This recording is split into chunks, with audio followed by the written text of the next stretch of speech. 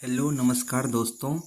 GK GS infinity 74 में आप सबों का स्वागत है। जैसा कि आपको पता है कि आज हम लोग बिहार पुलिस के मिशन वर्दी सीरीज में हम लोग फ़िलहाल ज्योग्राफी पढ़ रहे हैं। ज्योग्राफी का ये चौथा क्लास है। इससे पहले हम लोग हिमालय पर्वत या भारत के जितनी भी पर्वत है उसके बारे में एक ही वीडियो में 50-55 मिनट का लगभग वीडियो है।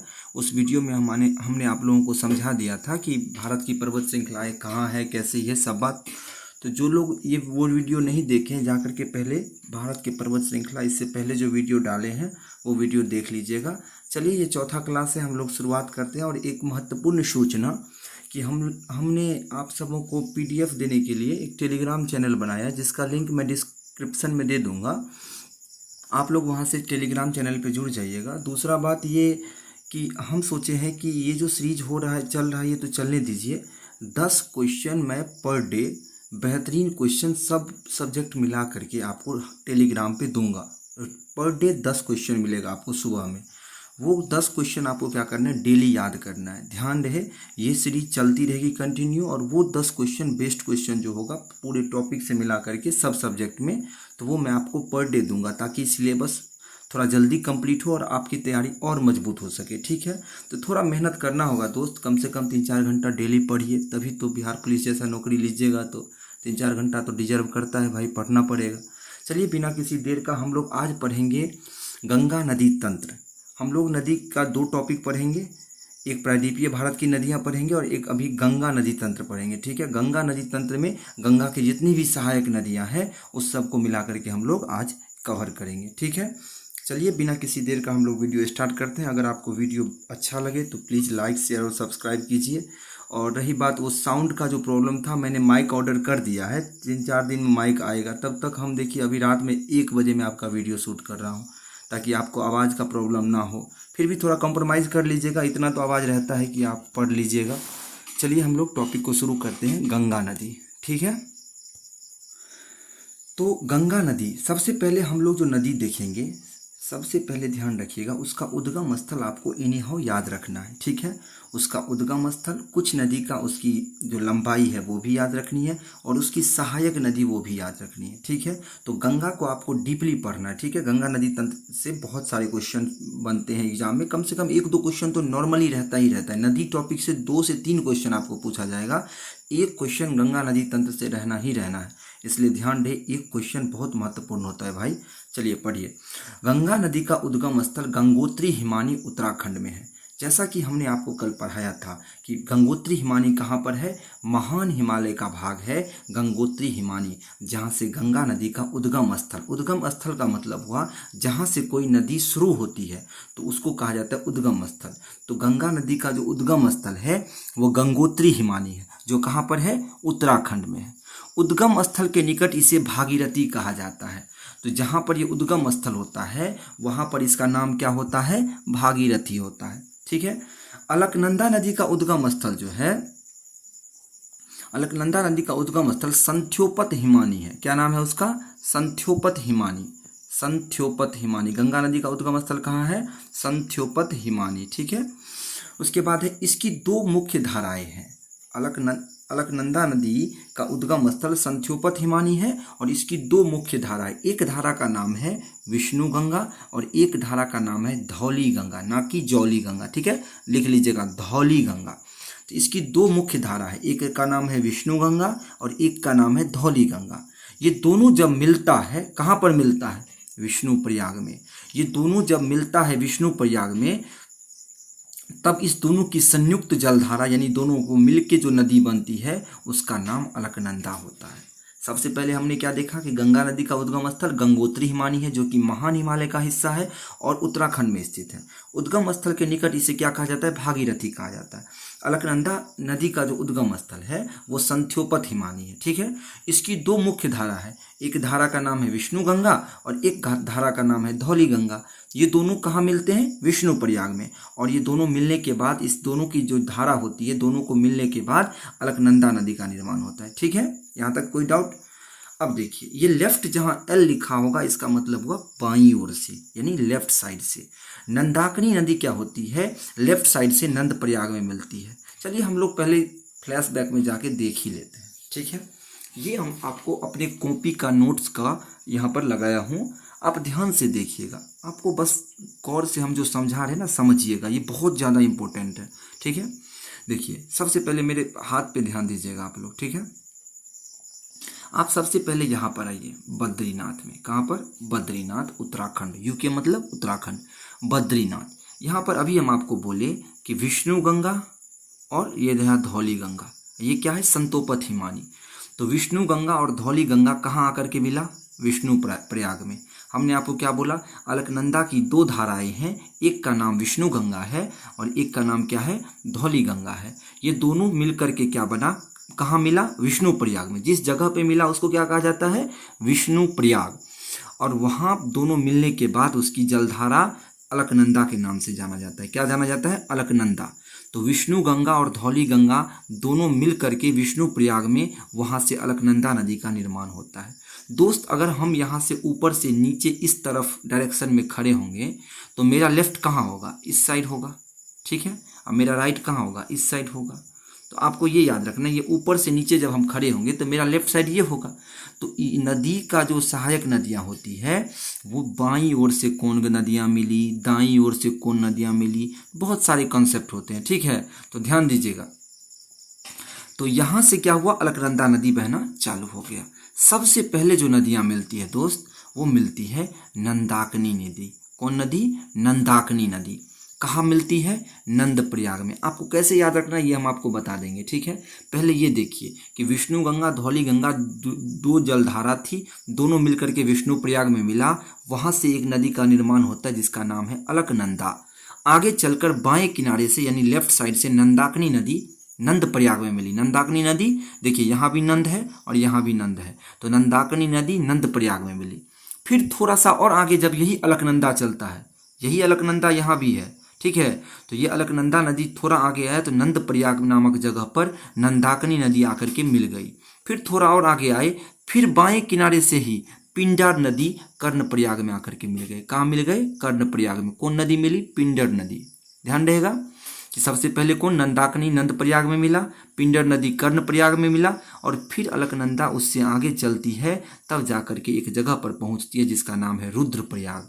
यहाँ पर कौन नदी का संगम है? तो मंदाकिनी नदी दाएं किनारे से आती है, राइट साइड से मंदाकिनी नदी। पहले दो नदी दाएं बाएं साइड से आया, कौन कौन? नंदाकिनी नंद प्रयाग में और पिंडर नदी कर्ण प्रयाग में। अब क्या हुआ? रुद्रप्रयाग में मंदाकिनी नदी आकर के मिलती है, कहाँ से? दाएं किनारे से, ठीक है। और फिर जाकर के ये भागीरथी कहाँ मिलती है? देवप्रयाग में। अब देखिए ये जगह का नाम क्या है? देवप्रयाग, ठीक है।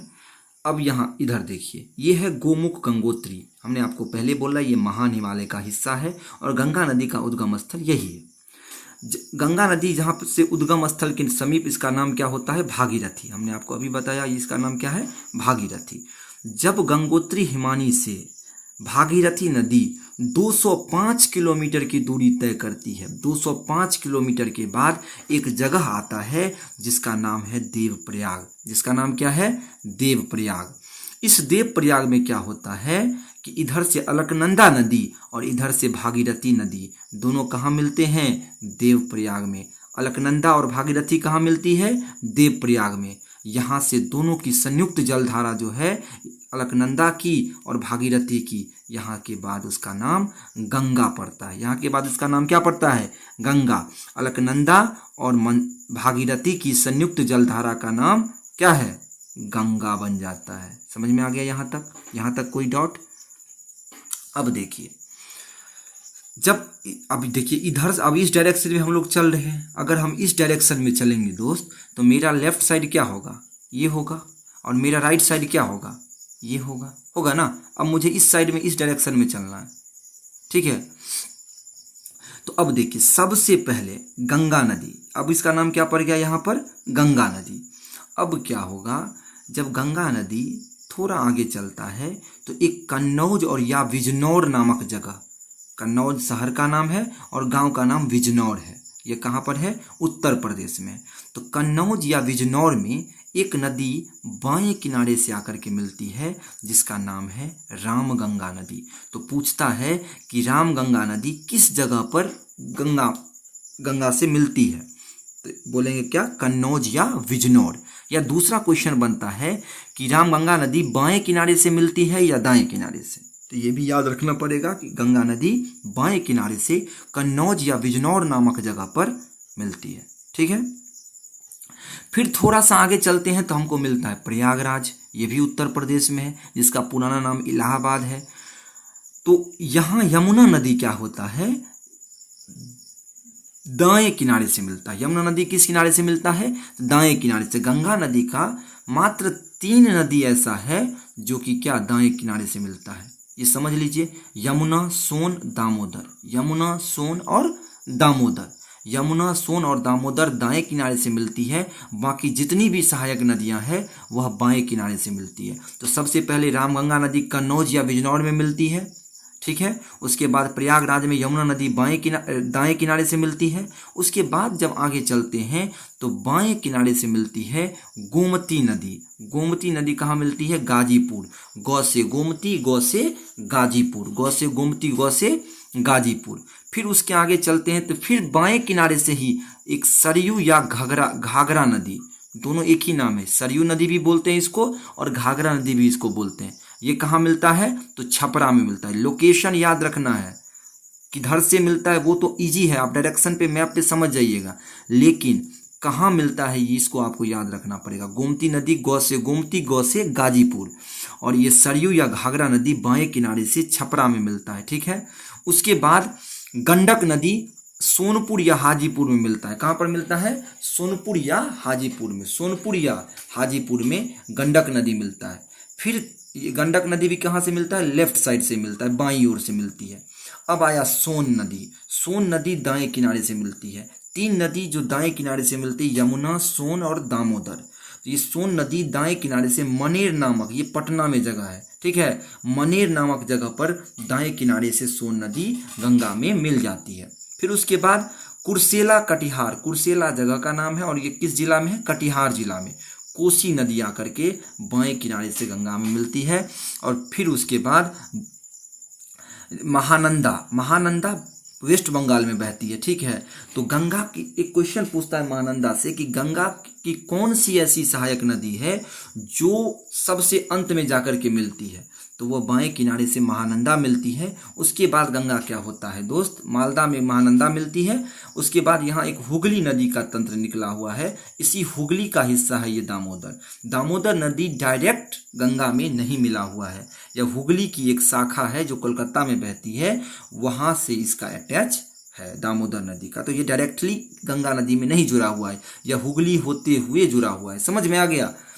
तो उसके बाद क्या हुआ कि ये गंगा नदी क्या हुआ, आगे चल के बांग्लादेश में प्रवेश किया और बांग्लादेश में इसका नाम पड़ गया पद्मा।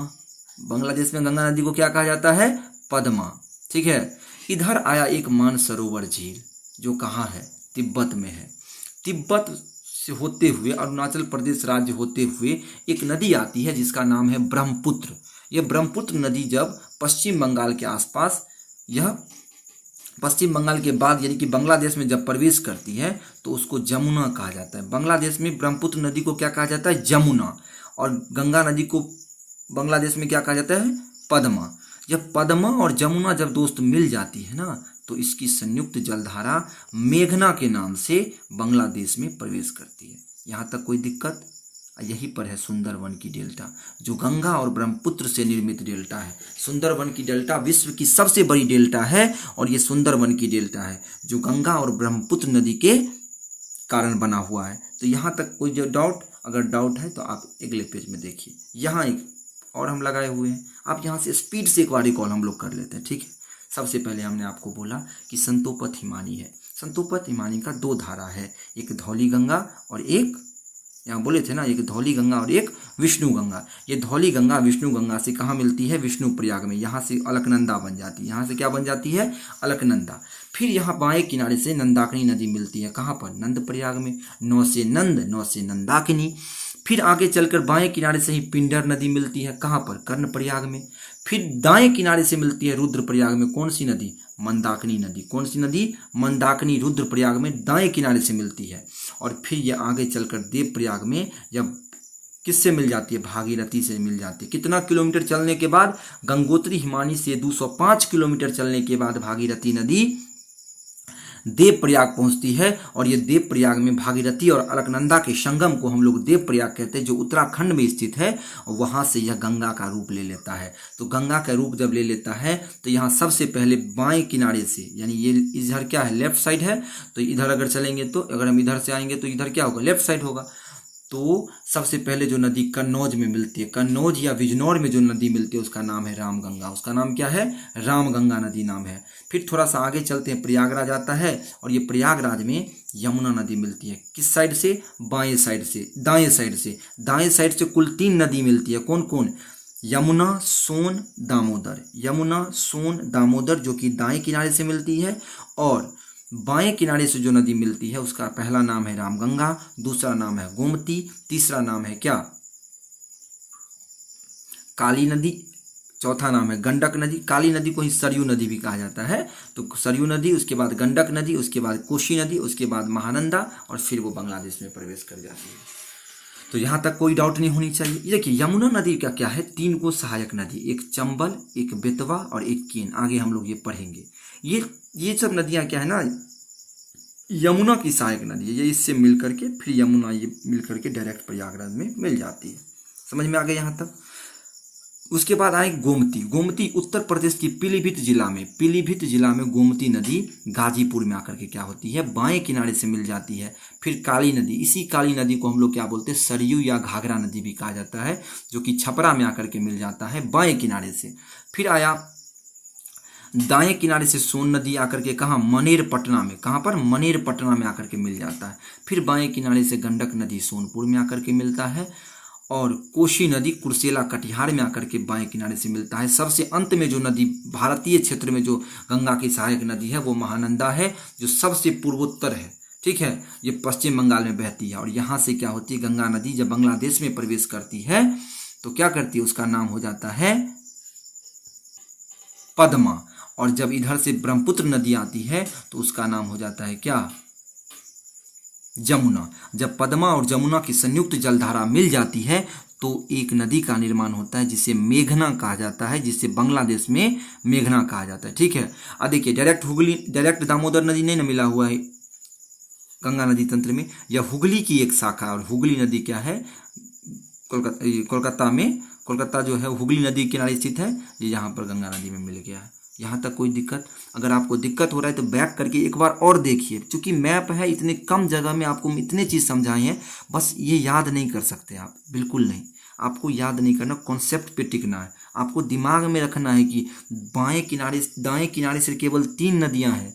कौन कौन? यमुना, सोन, दामोदर। बाकी जितने भी नदियाँ हैं वो सब बाएं किनारे से हैं। बस इतनी सी बात याद रखनी है। ठीक है, चलिए आगे चलते हैं। देखिए उद्गम स्थल गंगोत्री हिमानी उत्तराखंड में स्थित है, इतना आपको पता है। उद्गम स्थल के निकट इसे भागीरथी कहा जाता है। भागीरथी जब 205 किलोमीटर चलता है तो आगे जाकर के देवप्रयाग नामक स्थल मिलता है, जहाँ पर वो क्या होती है? अलकनंदा से मिलकर के देवप्रयाग मिलकर के अलकनंदा और भागीरथी दोनों मिलकर के देवप्रयाग में गंगा नदी का निर्माण करती है। ठीक है, विष्णु गंगा और धौली गंगा विष्णु प्रयाग के निकट आपस में मिल जाती है, जिससे अलकनंदा का निर्माण होता है। उसके बाद बाएं किनारे से नंदाकिनी नदी नंद प्रयाग में अलकनंदा से मिलती है। देखिए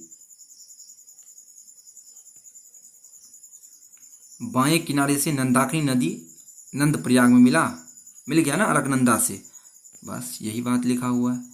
चलिए फिर आगे चलते हैं। अलकनंदा नदी आगे जाकर पिंडर नदी से, ये भी नदी बाएं किनारे से मिलती है, अभी आपको बताए थे। कहाँ मिलती है? तो कर्णप्रयाग में मिलती है। फिर अलकनंदा और आगे चलकर मंदाकिनी से दाएं किनारे से मंदाकिनी से मिलती है। किस जगह पर? तो रुद्रप्रयाग नामक जगह पर। किस जगह पर? रुद्रप्रयाग नामक जगह पर। अलकनंदा नदी भागीरथी नदी से मिल जाती है लास्ट में, कहाँ पर? देवप्रयाग, जहाँ उत्तराखंड में। और वहाँ के बाद ये नदी का नाम गंगा कहलाता है। देखिए मैंने आपको एक जगह ये कंपाइल करके रख दिया है। अब समझिए, विष्णु गंगा धौली गंगा से कहाँ मिला? विष्णु प्रयाग, यानी विष्णु आया तो विष्णु प्रयाग के साथ जाएंगे। अलकनंदा नंदाकिनी, नंद है तो नंद है, अलकनंदा नंदाकिनी से कहाँ मिलेगी? तो नंद प्रयाग में। ये याद हो गया। अलकनंदा पिंडर से कहाँ मिलेगी? कर्णप्रयाग में, ये आपको याद रखना है। और अलकनंदा मंदाकिनी से मिलेगी रुद्रप्रयाग में, ये दोनों आपको याद रखना है। और अलकनंदा भागीरथी से मिलेगी। अलकनंदा किससे मिलेगी? भागीरथी से। देखिए भागीरथी क्या है? भगवान है, हम ऐसे याद रखेंगे। और देव क्या है? भगवान है। तो जहाँ देवता मिलते हैं वहाँ क्या? यहाँ भागीरथी होगा। तो अलकनंदा, सब जगह अलकनंदा है, एगो विष्णु गंगा छोड़ करके बाकी सब जगह अलकनंदा है। तो अलकनंदा बाएं किनारे से नंदाकिनी में, नंदप्रयाग में मिलता है। अलकनंदा पिंडर नदी से मिलता है, कहाँ पर? कर्णप्रयाग में, ये भी बाएं किनारे से है। और अलकनंदा मंदाकिनी नदी से दाएं किनारे में रुद्रप्रयाग में मिलता है। और अलकनंदा भागीरथी, भागीरथी क्या है? भगवान का नाम है। तो देव भी क्या है? भगवान का नाम है। ऐसे याद रखिएगा, सब जगह अलकनंदा है। भागीरथी से देव याद रखिएगा, नंदाकिनी से नंद याद रखिएगा, बाकी पिंडर से कर्ण और मंदाकिनी से रुद्रप्रयाग, ये दोनों आपको याद करना है। एल का अर्थ है बाईं ओर, राइट का अर्थ है दाईं ओर से मिलने वाली नदी। इस प्रकार गंगा नदी की मुख्य धारा भागीरथी एवं अलकनंदा अनेक सहायक नदियों के संगम मिलकर के गंगा के नाम से जाना जाता है। यहां तक कोई दिक्कत? चलिए अगला पेज में चलते हैं। भारत की नदियां, देवप्रयाग के बाद, देवप्रयाग में कौन? अलकनंदा और भागीरथी दोनों मिलती है, वहां के बाद उसका नाम गंगा कहलाता है। तो देवप्रयाग के बाद गंगा नदी पहली बार हरिद्वार के मैदानी भाग में प्रवेश करती है। कहां पर प्रवेश करती है? हरिद्वार के मैदानी भाग में प्रवेश करती है। यह कुल 5 राज्य, पूछता है क्वेश्चन कि गंगा नदी भारत के कितने राज्यों से प्रवाहित होता है? तो गंगा नदी भारत के कुल 5 राज्यों में प्रवाहित होता है। कौन कौन राज्य है? तो सबसे पहला है उत्तराखंड, दूसरा है उत्तर प्रदेश, तीसरा है बिहार, चौथा है झारखंड और पांचवा है पश्चिम बंगाल, होते हुए यह बंगाल की खाड़ी में यानी बांग्लादेश में प्रवेश कर जाती है। तो गंगा नदी कुल 5 राज्यों में प्रवाहित होती है, उत्तराखंड में, उत्तर प्रदेश में, बिहार में, झारखंड में और पश्चिम बंगाल में। समझ में आया कोई दिक्कत? ये आपको याद रखना है, ये 5 स्टेट का नाम कौन कौन? उत्तराखंड, उत्तर प्रदेश, बिहार, झारखंड, पश्चिम बंगाल। इनकी कुल लंबाई 2525 किलोमीटर है, ये अभी याद रखिएगा। गंगा नदी का टोटल कॉन्सेप्ट आपको याद रखना है, गंगा नदी का कम से कम 100% इसका तो याद ही रखना है। इनकी कुल लंबाई क्या है? 2525 किलोमीटर। बिहार में इनकी कुल लंबाई कितनी? हम बिहार स्पेशल को इंक्लूड करते हुए जा रहे हैं, ठीक है। तो बिहार में इनकी कुल लंबाई 445 किलोमीटर। कितना है? 445 किलोमीटर। गंगा की कुल लंबाई 2525 किलोमीटर है। यह 5 राज्यों में प्रवाहित होती है, उत्तराखंड, उत्तर प्रदेश, बिहार, झारखंड, पश्चिम बंगाल। इनकी कुल लंबाई 2525 किलोमीटर हो गया और बिहार में इनकी कुल लंबाई 445 किलोमीटर हो गई। यह बक्सर के चौसा नामक जगह पर, कहाँ पर? चौसा नामक जगह पर, यही चौसा नामक जगह पर बिहार में प्रवेश करती है। कौन? गंगा नदी। गंगा नदी पूछता है ये क्वेश्चन कि गंगा नदी बिहार में कहाँ से प्रवेश करती है? तो बक्सर जिला के चौसा नामक गांव में बिहार में प्रवेश करती है। कौन? गंगा नदी, जो कहाँ है? भोजपुर एवं सारण जिला के संगम पर स्थित है। ये भी क्वेश्चन पूछा गया बीपीएससी के एग्जाम में कि गंगा नदी किस 2 जिला के संगम पर बिहार में प्रवेश करता है? तो भोजपुर एवं सारण जिला के संगम तट पर, संगम पट नहीं, संगम तट पर, ठीक है। तो यह बक्सर के चौसा नामक गांव में बिहार में प्रवेश करती है और जो चौसा नामक जगह जो है वो भोजपुर एवं सारण जिला के संगम पर स्थित है, ठीक है। गंगा नदी बिहार में कुल 12 जिला में प्रवेश करती है, ठीक है। गंगा नदी कुल 5 राज्य में प्रवाहित होती है, उत्तराखंड, उत्तर प्रदेश, बिहार, झारखंड, पश्चिम बंगाल। और गंगा नदी बिहार में कुल 12 जिलों में प्रवाहित होती है। अगर ये 12 जिला का नाम याद हो जाए तब तो मजा आ जाएगा। पहला है, देखिए हम आपको अभी बोले कि बक्सर के चौसा नामक जगह पर ये एंट्री करता है। फिर आपको आप बोले हम भोजपुर और सारण के संगम पर स्थित है, ठीक है। तो भोजपुर और सारण 3 तो ऐसे ही याद हो गया, बक्सर, भोजपुर, सारण। उसके बाद पटना आ गया, उसके बाद हाजीपुर आता है यानी कि वैशाली, कोई दिक्कत। उसके बाद आया समस्तीपुर का थोड़ा सा भाग टच होता है। फिर आता है बेगूसराय, फिर आता है लखीसराय, फिर आता है मुंगेर, फिर भागलपुर और सबसे अंत में कटिहार के रास्ते वह झारखंड में प्रवेश कर जाती है। तो सबसे अंत में कहाँ से निकलती है गंगा नदी? कटिहार में। सबसे पहले इंटर कहाँ से करती है? बक्सर के चौसा नामक जगह पर, जो कि भोजपुर एवं सारण जिला के संगम पर स्थित है, ठीक है। और सबसे अंत में कटिहार में जाकर के निकलती है। सबसे ज़्यादा बिहार में कौन जिला में बहती है? तो पटना में। कितना किलोमीटर? 99 किलोमीटर। पटना जिला में गंगा नदी की कुल लंबाई कितनी है? 99 किलोमीटर। ये भी क्वेश्चन अच्छा है कि गंगा नदी बिहार के किस जिला में सर्वाधिक लंबी दूरी तय करती है? तो पटना जिला में। कितना? तो 99 किलोमीटर। सबसे कम कटिहार में, जो कि सबसे लास्ट जगह है। ठीक है, प्रवेश कहाँ से किया? बक्सर के चौसा नामक गांव पर। अंत कहाँ से किया? कटिहार से, जो कि सबसे कम लंबाई है। और सबसे ज़्यादा लंबाई कहाँ है बिहार में? 99 किलोमीटर पटना में। ठीक है, यहाँ तक कोई दिक्कत? गंगा की मुख्य धारा पटना के नाम से बांग्लादेश में पद्मा के नाम से, नोट पटना, पद्मा के नाम से बांग्लादेश में प्रवेश करती है। बांग्लादेश में ही पद्मा में जमुना नदी यानी कि ब्रह्मपुत्र नदी को बांग्लादेश में क्या कहा जाता है? जमुना नदी। तो बांग्लादेश में ही पद्मा में जमुना नदी आकर मिलती है, आगे मिलती है, तब दोनों की संयुक्त जलधारा मेघना कहलाती है। क्या कहलाती है? मेघना कहलाती है। समझ में आ गया? बांग्लादेश में गंगा को पद्मा तथा पद्मा और ब्रह्मपुत्र मिलकर के क्या बनाती है? मेघना बनाती है। यहाँ तक कोई डाउट? आई थिंक आप लोग का सब डाउट क्लियर हो गया होगा। ठीक है, चलिए अब देखिए, अब एक बार और हिंट ले लेते हैं। यहाँ पर बार बार हम इसलिए बोल रहे हैं कि आप मैपिंग के थ्रू आपको ध्यान रख पाइएगा, ऐसे आप रट के याद नहीं कर पाइएगा गंगा की सहायक नदियाँ को। सबसे पहले इस दरमियान हम लोग चलेंगे बाएं से मिलने वाली, ये क्या है? Left side. स्पीड से रिवाइज करेंगे हम लोग। ठीक है, ये क्या है? Left side. ये क्या है? राइट साइड है। बाएं किनारे से सबसे पहले रामगंगा कहाँ पर मिलती है? कन्नौज या बिजनौर नामक जगह पर। फिर प्रयागराज आता है, जो कि दाएं किनारे से यमुना नदी आकर के मिल जाती है। फिर उसके बाद गोमती आती है। कहाँ पर? गोमती कहाँ पर मिलती है? उत्तर प्रदेश के पीलीभीत जिला से निकलता है यह गोमती। ठीक है, मिलता कहाँ है? एक मिनट देख लीजिए, हम भी थोड़ा भूल गए हैं। यह मिलता है आपको गाजीपुर नामक जगह पर। गौ से गोमती और गौ से गाजीपुर। कितना मस्त ट्रिक था। गौ से गोमती, गौ से गाजीपुर। फिर आगे आते हैं घाघरा या सरयू नदी मिलता है। फिर ये क्या होता है? ये कहाँ? घाघरा और सरयू नदी कहाँ पर मिलता है? छपरा में आकर के घाघरा नदी या सरयू नदी या काली नदी आकर के मिलती है। फिर सोन कहाँ पर? हाजीपुर में मिलता है। फिर गंडक कहाँ पर मिलता है? गंडक कहाँ पर मिलता है? माफ करिएगा, ये सोन नदी जो है मानेर पटना में मिलती है और गंडक नदी सोनपुर हाजीपुर के संगम पर मिलती है। और फिर सबसे लास्ट में ये किरगी का मैदान नहीं बल्कि कोसी का मैदान है। क्या है? कोसी का मैदान है। कोसी का मैदान कुर्सेला कटिहार में मिलती है। और सबसे अंतिम नदी यहाँ पर महानंदा नदी मिलती है, जो भारत की सबसे अंतिम नदी है, गंगा की सहायक नदी। ठीक है, देखिए रामगंगा, गोमती, घाघरा, गंडक, बूढ़ी गंडक, ये दोनों एक ही हिस्सा है। कोसी, किरगी नहीं, कोसी और महानंदा। समझ में आ गया? यमुना, सोन, पुनपुन, दामोदर, ये पुनपुन नदी क्यूल नदी का सहायक नदियां हैं। ये छोटा सा नदी है, इसको ध्यान में रख लीजिएगा तो ज़्यादा बेहतर है, नहीं तो इग्नोर भी कर सकते हैं। तो यमुना, सोन, दामोदर, ये तीन तो याद रहना ही चाहिए, और ये पुनपुन। ठीक है, यहाँ तक कोई दिक्कत? भारत का सबसे ऊंचा बांध क्या है? टिहरी बांध। याद रखिएगा, भारत का सबसे ऊंचा बांध टिहरी बांध है, जो भागीरथी और भिलंगना नदी के संगम पर स्थित है। यही भागीरथी, जहाँ देवप्रयाग था ना, उससे थोड़ा सा पहले बस भिलंगना और भागीरथी का संगम है। तो भागीरथी और भिलंगना नदी का संगम पर स्थित है उत्तराखंड में। कहाँ पर स्थित है? उत्तराखंड में। तो भारत का सबसे ऊंचा बांध कौन है? टिहरी बांध है, जो भागीरथी और भिलंगना नदी के संगम पर उत्तराखंड में स्थित है। गंगा का अपवाह तंत्र। अपवाह तंत्र मतलब कितना क्षमता है गंगा का, पानी कितना स्टोर कर पाता है। तो गंगा की अपवाह तंत्र भारत की सबसे बड़ा अपवाह तंत्र है। सबसे बड़ा अपवाह तंत्र कौन है? गंगा नदी तंत्र है। ठीक है, गंगा जो है वो तिहरा एवं बगल नहीं दोस्त, थोड़ा सा फॉन्ट में पता नहीं AI दिक्कत है, कुछ फायदा है तो ऐसे कुछ नुकसान भी है। तो गंगा नदी जो है तीस्ता एवं घग्गर, लिख लीजिएगा, गंगा नदी तीस्ता एवं घग्गर नदी के मध्य स्थित है।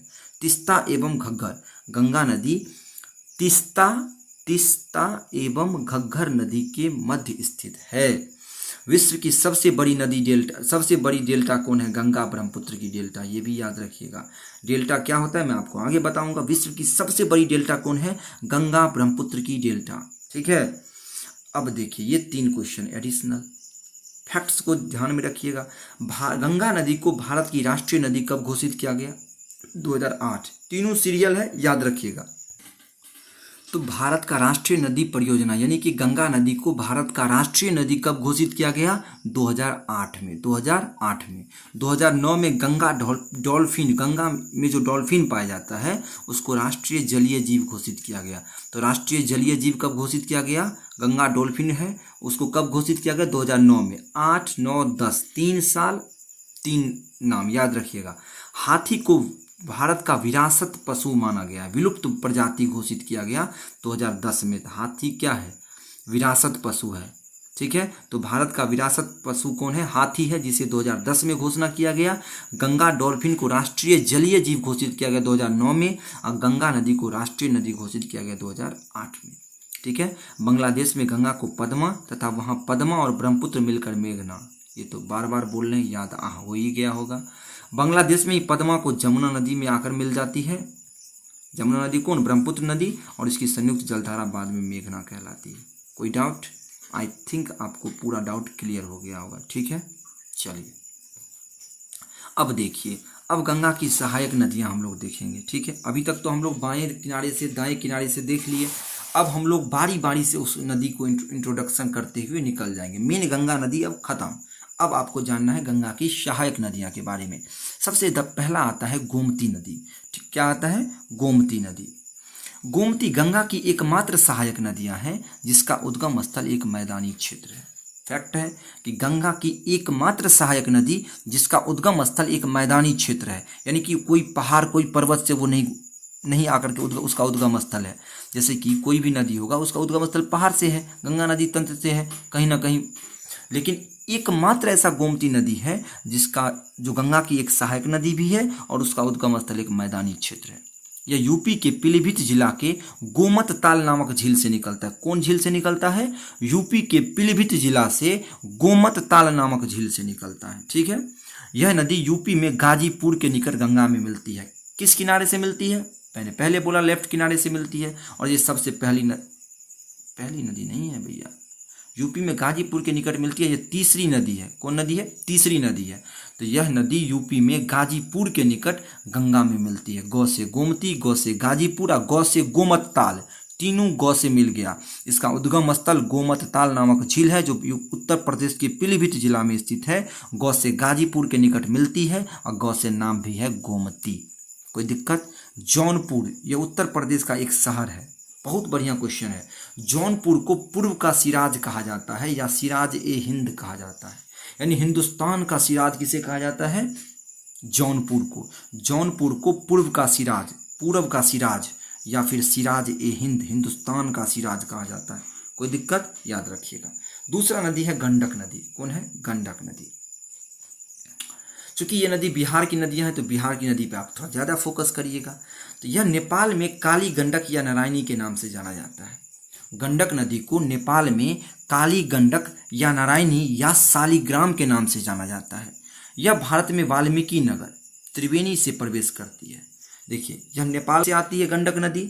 यह भारत में वाल्मीकि नगर कहाँ पर है? पश्चिमी चंपारण में स्थित है। जिसका एग्जैक्ट जगह पूछेगा तो त्रिवेणी है जो पश्चिमी चंपारण में स्थित है। वहाँ से यह बिहार के मैदानी भागों में प्रवेश करती है।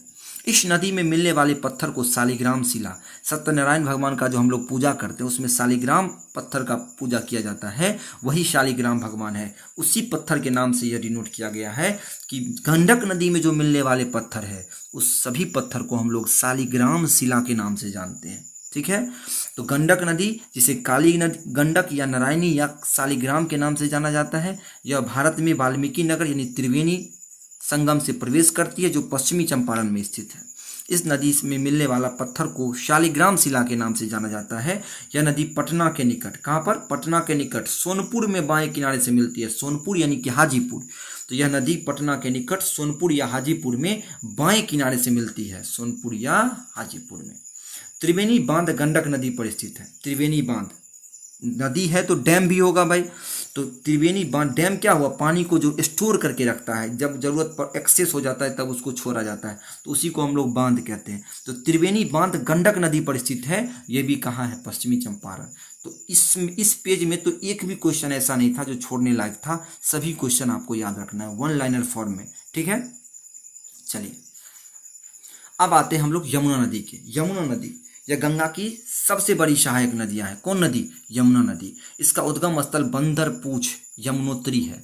ये यमुनोत्री भी क्या है? महान हिमालय का भाग है। कल हम आपको बताए थे कि यमुनोत्री, गंगोत्री ये सब वहाँ कहाँ है? महान हिमालय में है। तो ये बंदरपूछ नामक जगह से यमुना नदी का उद्गम स्थल होता है और यह यमुनोत्री हिमानी का भाग है। प्रयागराज में यह नदी दो किनारे से, दाएं किनारे से, ना कि दो, दाएं किनारे से गंगा नदी में मिलती है। किस किनारे से मिलती है? दाएं किनारे से। दाएं किनारे से मिलने वाली 4 नदियां का नाम बताइएगा। सबसे पहला यमुना, दूसरा सोन, तीसरा पुनपुन, चौथा दामोदर। पुनपुन को भी याद रख लीजिएगा, ठीक है। इसकी कुल लंबाई 1376 किलोमीटर है। तो यमुना नदी का कुल लंबाई कितना है? 1376 किलोमीटर।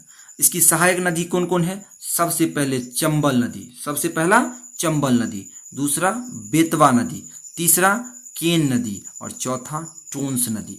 यही टोंस नदी यमुना की सबसे बड़ी सहायक नदी है।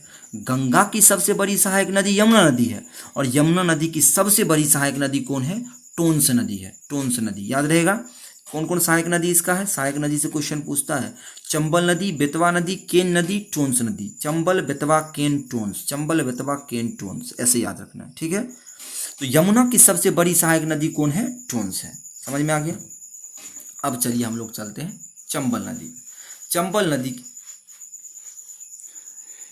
यहाँ पर कुछ शायद गलत मिस प्रिंट हो गया है। उद्गम स्थल मानसरोवर झील है, जो कहाँ है? तिब्बत में है। यही मानसरोवर झील से ब्रह्मपुत्र नदी का भी उद्गम स्थल है। तो चंबल नदी कहाँ से निकलती है? मानसरोवर झील से। यह चंबल सारण जिला में बाएं किनारे से गंगा नदी में मिल जाती है, ठीक है। अयोध्या सरयू नदी के किनारे स्थित है। ओहो, अयोध्या किस नदी के किनारे स्थित है? सरयू नदी के किनारे स्थित है। इसकी सहायक नदी कौन है? राप्ती नदी और शारदा नदी। दोस्त यहाँ कुछ हमको मिसप्रिंट लग रहा है। यहाँ चंबल नदी नहीं है, आप लिख लीजिएगा ध्यान से। यहाँ जो नदी है, ये नदी का जो इंट्रोडक्शन है, यह सरयू या घाघरा नदी का है। किसका है? सरयू या घाघरा नदी का। उसका जो उद्गम स्थल है वो मानसरोवर झील है। यह कहाँ पर? सारण जिला में बाएं किनारे से मिलता है। अयोध्या सरयू नदी के किनारे स्थित है। इसकी 2 सहायक नदी है, राप्ती नदी और शारदा नदी। कौन कौन नदी है? राप्ती नदी और शारदा नदी। कोई डाउट? चलिए अगला पेज पे चलते हैं। अब आया कोसी, जो बिहार की सबसे महत्वपूर्ण नदियां हैं। कोसी नदी, इस नदी का निर्माण 7 धाराओं से हुआ है।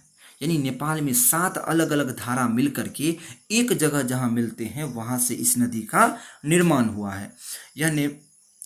और जहां इसका निर्माण हुआ वहां पर इसे सप्तकोसी कहा जाता है। सप्तकोसी, सप्तकोसी यानी 7 धाराओं से मिलकर बना कोसी, सप्तकोसी कहा जाता है। जिलों से प्रमुख धारा अरुण कोसी है। यानी कि जिनमें से, यानी कि 7 जो कोसी धारा है, उस 7 धारा में सबसे प्रमुख धारा का नाम क्या है? अरुण कोसी। क्या नाम है? अरुण कोसी, जिसका उद्गम स्थल क्या है? माउंट एवरेस्ट के पास गोसाई थाना है। यानी कि 7 धाराओं से मिलकर नेपाल से निकला यह नदी, कोसी नदी, वहां पर इसे सप्तकोसी कहा जाता है। और उस सप्तकोसी में 7 धारा में सबसे महत्वपूर्ण जो धारा है वह है अरुण कोसी। और इस अरुण कोसी का जो उद्गम स्थल है वो माउंट एवरेस्ट के गोसाई थाना है। माउंट एवरेस्ट कहाँ है? नेपाल में स्थित है और उसी के पास गोसाई थाना नामक जगह है। तो ऐसा माना जाता है कि कोसी नदी का भी उद्गम स्थल क्या है? गोसाई थाना है, क्योंकि उसका सबसे प्रमुख धारा जो है अरुण कोसी है। तो उसका जो उद्गम स्थल होगा वही कोसी नदी का उद्गम स्थल होगा। यह नदी उत्तर बिहार में, यह केवल उत्तर बिहार में बहती है। यह नदी उत्तर बिहार में प्रत्येक वर्ष बाढ़ लाती है एवं अपने मार्ग बदलने के लिए विख्यात है।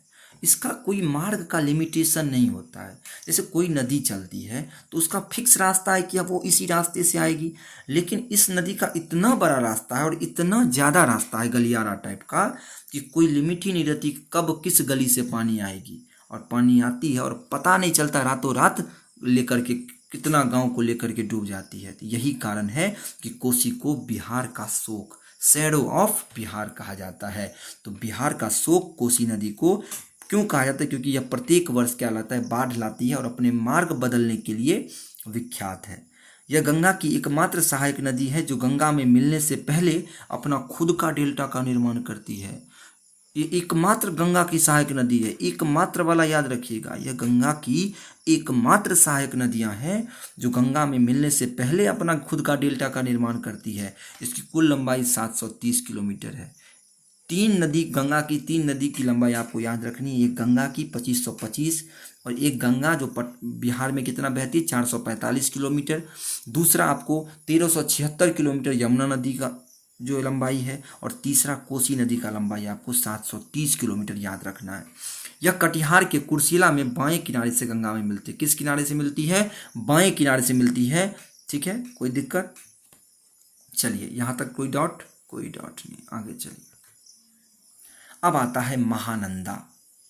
उद्गम स्थल है दार्जिलिंग की पहाड़ी, जो कि कहाँ है? पश्चिम बंगाल में। दार्जिलिंग की पहाड़ी से निकला यह नदी महानंदा भारतीय क्षेत्र में गंगा के बाएं किनारे से मिलने वाली अंतिम नदी महानंदा है। हमने आपको पहले ये बताया कि बाएं किनारे से मिलती है और सबसे अंतिम नदी कौन है? महानंदा है, जो कि वेस्ट बंगाल में है।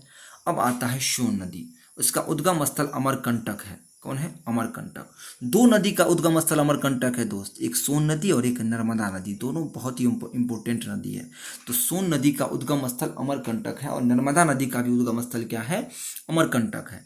यह पटना एवं भोजपुर के संगम पर स्थित है। पटना नहीं, पटना। पटना एवं भोजपुर के संगम पर स्थित है। मनेर नामक जगह पर, पटना में कहाँ पर? मनेर नामक जगह पर दाएं किनारे से गंगा में मिलती है। मनेर नामक जगह पर दाएं किनारे से गंगा में मिलती है। सहायक नदी दूगो है, एक बनास नदी है और एक रिहंद नदी है। अब चलिए, तो सोन नदी का सहायक नदी कौन है? बनास नदी और रिहंद नदी। ठीक है, दो याद रहेगा। अब देखिए, 3 गो बांध जो है सोन नदी पर स्थित है, बहुत इंपॉर्टेंट बांध है। वान सागर बांध, कौन नाम है? वाना सागर बांध या वान सागर बांध, जो कहाँ है? मध्य प्रदेश में है। रिहंद बांध उत्तर प्रदेश में है। और इंद्रपुरी बैराज बांध, कौन बांध? इंद्रपुरी बैराज बांध रोहतास जिला में बिहार में स्थित है। यह तीनों बांध जो है वह सोन नदी पर स्थित है। कौन कौन बांध? वान सागर, रिहंद। रिहंद से नाम याद रहेगा क्योंकि यह रिहंद नदी इसकी सहायक नदी भी है, तो रिहंद से तो आप पकड़ लीजिएगा। एक रहता है वान सागर, ब से बनास, अब ब से बान सागर। इंद्रपुरी बैराज एगो आपको याद रखना है। इंद्रपुरी बैराज बांध किस नदी पर स्थित है? तो सोन नदी पर स्थित है, रोहतास बिहार में स्थित है। ठीक है, इसकी 2 सहायक नदी है, एक मानस लोहित और रिहंद नहीं, मानस लोहित। कौन कौन नदी है? मानस और लोहित, मानस और लोहित। कोई दिक्कत? चलिए,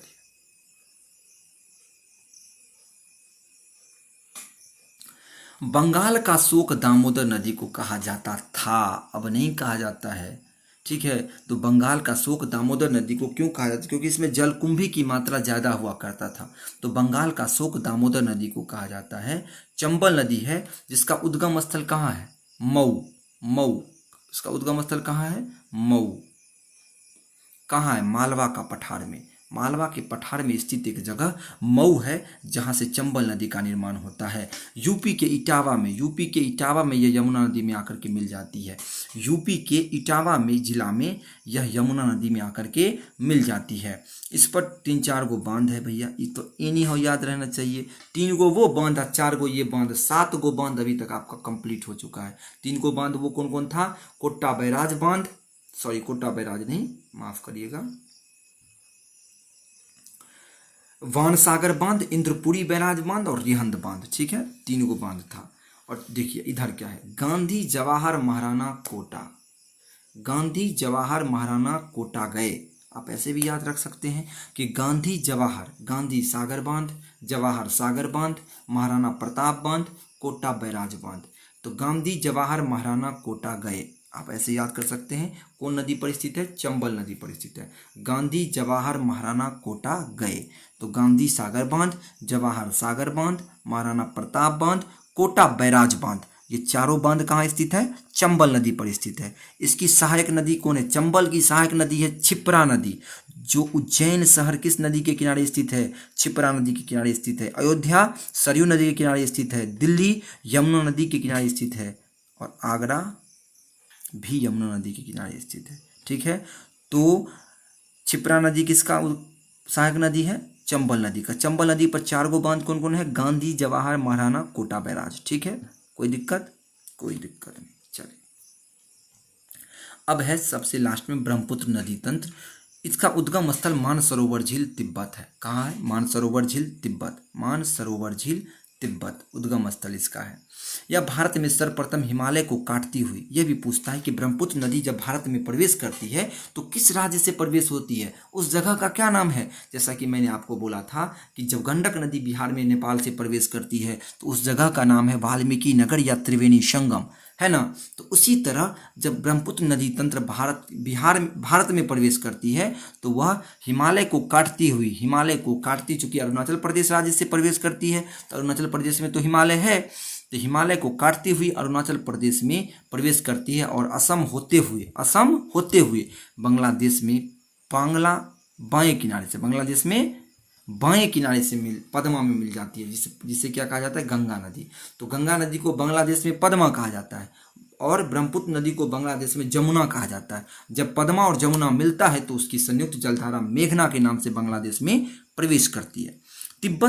तिब्बत में इसी नदी को यारलुंग सांगपो कहा जाता है, यानी शुद्ध करने वाली नदी। जैसे हम लोग के बिहार में क्या है कि गंगा को शुद्ध नदी मानते हैं अपने भारत में, बिहार में नहीं बल्कि भारत में गंगा को शुद्ध नदी मानते हैं। तो ऐसे ही तिब्बत के लोग ब्रह्मपुत्र नदी को अपनी भाषा में यारलुंग सांगपो कहते हैं, जिसका मतलब होता है शुद्ध करने वाली नदी, यारलुंग सांगपो। ध्यान रहेगा, तिब्बत में इस नदी को यारलुंग सांगपो कहा जाता है। बांग्लादेश में इसी नदी को जमुना कहा जाता है। नदियों का देश बांग्लादेश, याद रखिएगा, नदियों का देश। सबसे ज़्यादा नदी कहाँ बहती है? बांग्लादेश में। तो नदियों का देश बांग्लादेश। तो जमुना और पद्मा दोनों मिल गया तब जाके मेघना बना और ये बांग्लादेश में गया। विश्व की सबसे बड़ी नदी द्वीप, वेरी वेरी इंपॉर्टेंट क्वेश्चन, याद रखिएगा।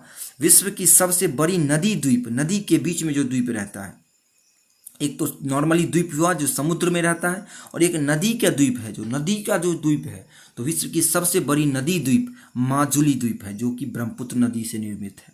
और विश्व की सबसे छोटी, ना कि चौड़ी, सबसे छोटी नदी द्वीप जो है वो उमानंदा है, वो भी किसका निर्मित है? ब्रह्मपुत्र नदी से निर्मित है। यानी कि विश्व की सबसे बड़ी नदी द्वीप, नदी के बीच में जो टापू स्थित है उसे नदी द्वीप कहते हैं। समुद्र के बीच में जो द्वीप स्थित रहेगा उसे समुद्री द्वीप कहते हैं। तो विश्व का सबसे बड़ा नदी द्वीप माजुली द्वीप है और सबसे छोटा नदी द्वीप जो है उमानंदा है। दोनों ब्रह्मपुत्र नदी से निर्मित है। दोनों क्या है? ब्रह्मपुत्र नदी से निर्मित है। इसकी सहायक नदी है मानस लोहित दिवांग।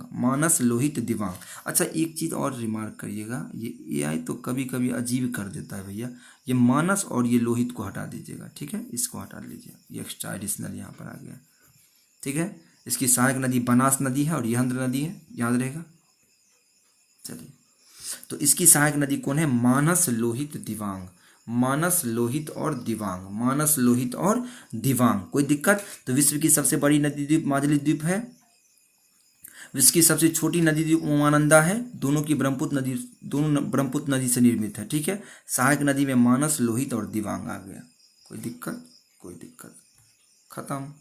तो चलिए, हम लोग का ये सेशन ख़त्म हुआ। अगर कोई डाउट हुआ हो तो आप कमेंट में ज़रूर कीजिएगा, और प्लीज़, हम इतने मेहनत आप लोगों के लिए कर रहे हैं तो प्लीज़ आपसे रिक्वेस्ट है कि आप अपने दोस्त जो आपकी तैयारी कर रहे होंगे उनको ये वीडियो शेयर कीजिए, लाइक कीजिए और कमेंट ज़रूर कीजिए, ताकि मुझे भी मोटिवेशन मिलता रहे, ताकि मैं आपके लिए ऐसे ही खूब मेहनत करके, मैं आपके सामने 50 मिनट आने के लिए पिछले 3-4 घंटा मेहनत करता हूँ भाई, तब जाकर के ये नोट्स तैयार होता है, ठीक है।